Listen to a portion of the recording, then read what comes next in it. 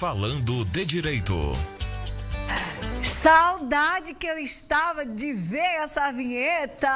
Falando de direito hoje, retornando aqui eu com você. Dr. Isaac Bertolini está de volta. Seja bem-vindo. Muito obrigado, Essas férias foram bem longas, viu? Foram longas. Passou, não tem mais férias nos próximos anos. É verdade.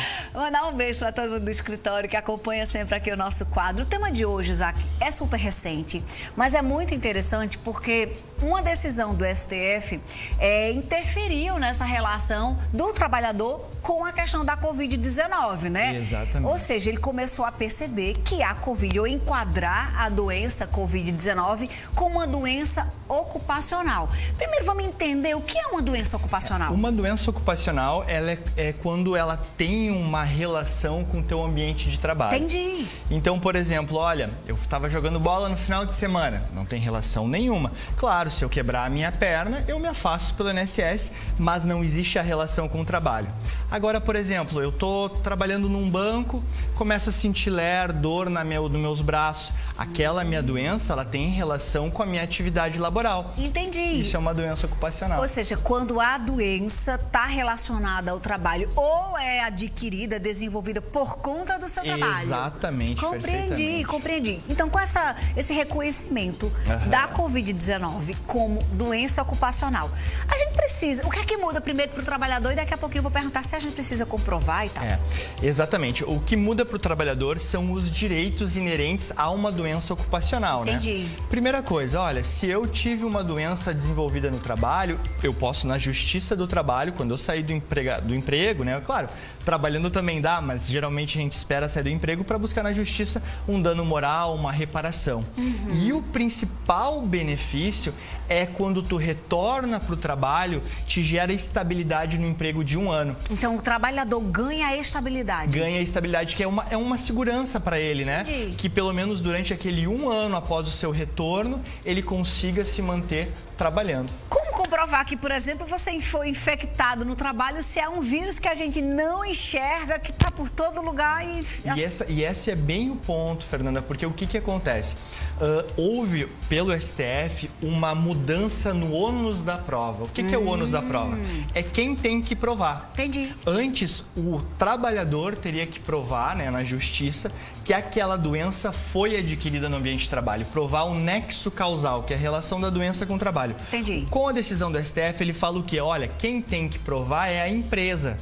O que dificulta bastante essa prova, porque como é que a empresa pode provar? Olha, ele estava de férias, ele estava de home office, ok, mas e a pessoa que estava trabalhando no ambiente de trabalho, tu vai presumir que se pegou no ambiente de trabalho. As empresas podem ser multadas, Isaac? Pode ser multadas, pode haver a fiscalização também, né? Pelo Ministério do Trabalho, pelo Ministério Público do Trabalho também. Então, por exemplo, até num caso assim, que a pessoa nem está infectada, mas sabe que a empresa não cumpre muito bem as normas, eu posso denunciar e o Ministério Público pode fazer uma fiscalização assim? Com certeza, o Ministério Público do Trabalho, que é um órgão específico, né? É um órgão federal, não é o MP estadual, né? Sim. E a gente pode fazer uma denúncia anônima, qualquer cidadão pode fazer, e eles abrem um inquérito civil lá e eles vão apurar daí se tem realmente, estão fornecendo a máscara, distanciamento, o equipamento necessário e se a atividade ela se enquadra nas atividades que podem ser desempenhadas nesse período de pandemia de acordo com o estado, né, a localidade que a pessoa trabalha. Gente, isso é muito sério, né, Isaac? É muito sério. Essa decisão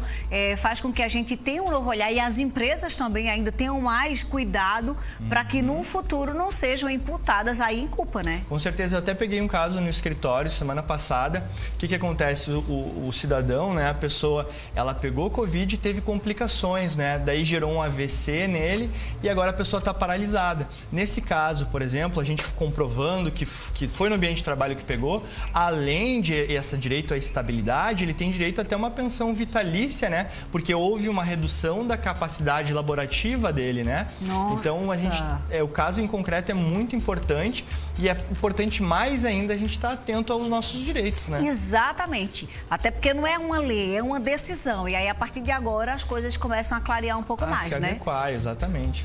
Eu tava com muita saudade de vocês. Sejam bem-vindos de volta. Muito Beijo, obrigado. viu, Rafa? E a gente fica feliz dos meninos estarem de volta aqui com você, trazendo informações como essa, fazendo valer agora. agora todo mundo que teve Covid vai ficar atento. Precisa guardar a documentação? O que é bom a pessoa resguardar nesse caso, Isaac? A primeira coisa é se ela estava trabalhando, pegou Covid, faz o exame, né? Comprova, não, olha só, eu estava trabalhando, tá aqui meu exame, comprovado que eu tive Covid.